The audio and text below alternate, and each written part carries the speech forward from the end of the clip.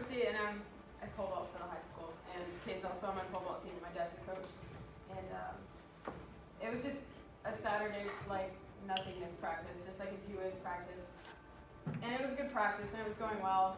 And I was taking vaults at like a record, and I was like kind of off my game a little. So I was like, hey, can I just have one more vault? Just one more vault. I think I got it this time. And I shouldn't have taken that last vault because in the middle of the air, about 12 feet up in the air, kind of corkscrewed sideways when the wind hit, twisted and fell. And the tall metal things that hold up the bar, there's this bolt on the side that shouldn't have been there, and it adjusts the standard. And I came down on it. It was probably up right here, and my arm caught on it, and it went up and out, and it tore this size chunk out of my arm. And I was hanging there by my arm.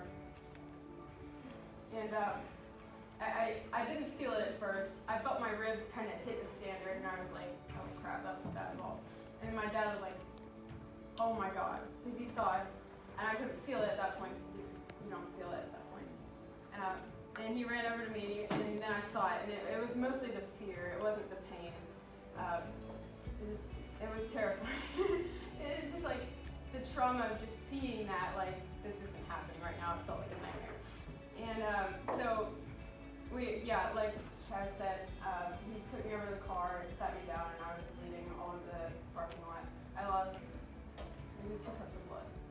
And he had to get the bungee that you jump over. He took that, tied it around my arm with a tourniquet, squeezing it, like, with everything he had so that I would stop bleeding. And neighbors came over, and I didn't know that, I didn't know who Kaz was, but he was definitely like the most peaceful face there. It's like, it's gonna be okay, like, it's gonna, but I mean, the paramedics took a look at it. It was all the way down into the bone. You could see the bone completely.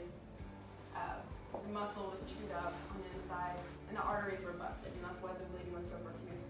And so the paramedics took a look at it, and they're like, okay, we gotta get this to the good guys in Tulsa. This is not just a Gene Phillips kind of thing. We gotta get the vascular surgeon on it immediately. And so they took me on the ambulance ride with the tourniquet on there, just so tight, the pain was unbearable. Like, you can't imagine the kind of pain. It's unspeakable. And they got me there. It should have been a 45-minute drive. They got me there in 20 because that guy was flying. They were amazing. And I just was ready for them to just put me out because the pain was so terrible. And I got there, and they were expecting it to, like, when they took off the tourniquet, there were about 15 people standing over me in the ER. And they had the surgeon there. I didn't know this at the time. They had a surgeon there ready to go into surgery, and they had the anesthesiologist there ready to put me under immediately. And I was ready to go under. I was like, okay, let's get the procedure going. They took off the tourniquet, and then all the sensation returned. And I thought that I was just bleeding all over the place. But it turned out that when they took off the tourniquet and off the bandage, the team looked at it, and they saw non-artery damage, even remotely. And the muscle was not scratched. It was completely pristine on the inside, like nothing like they'd seen in the parking lot. And it was a miracle. And I didn't know at the time. I was just there, just in trauma, so I had no idea. But the nurse told my dad, okay, it's not going to be an overnight like we thought. We're not going to have to put her like first priority surgery, level 1 trauma anymore. So she'll be able to go home tonight. We can clean her up, stitch her up. She'll be fine. And so it ended up being just completely seamless from there, really. The team there was just really encouraging. I remember this one lady, when they wheeled me in, like right into the surgery before they put me under, and she was like, oh, so you're a pole vaulter? I was like, yeah. And she said, how are you feeling about getting back into it after what happened? And I was like, I was telling her, man, I hadn't thought about it. I'm just scared. Like, I'm terrified. I don't think I can do that again. I don't think it's meant for me. And she was like, that's not, you can't, like, if you fall down, you can't let yourself stay down there. That's your calling being stolen from you. You can't let that happen. You got to get up and keep fighting. And That's what she said. She was like stroking my head before I went to sleep.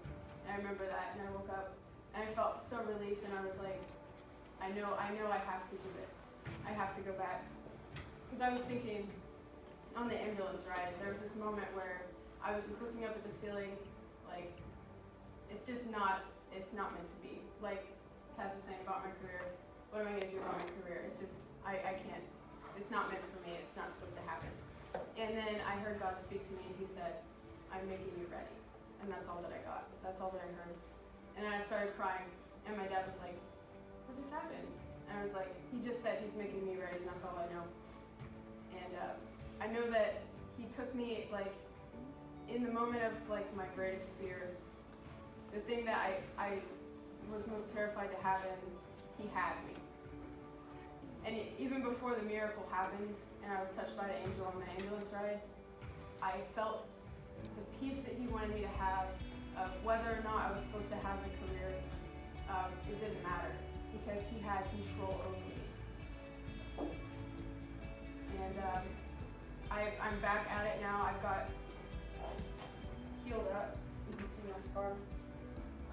I'm back at vaulting, and everything that, like, I was feeling like it had been stolen from me.